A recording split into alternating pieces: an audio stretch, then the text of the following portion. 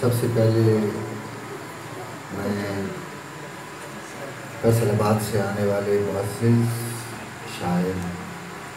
محمد یوسف شاکر صاحب کو ان کے خوبصورت مجموعے پر مبارکباد پیش کرتا ہوں اور ان کا ممنون ہوں کہ انہوں نے یہاں آ کر اس محفل کو رونق بخشی اور اس محفل کے منتظم سطیل صاحب کا بھی ممنون ہوں اس نے اس خوبصورت محفل میں مجھے مدعو کیا. ساتھ ہی میں محترم باقر نیازی صاحب کو بھی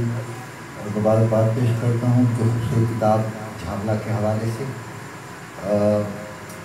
وہ مجھے انہوں نے نہیں دی ابھی تک. کہتے ہیں کہ میں ایک بندے کو دی تھی لیکن وہ پی گیا ہے.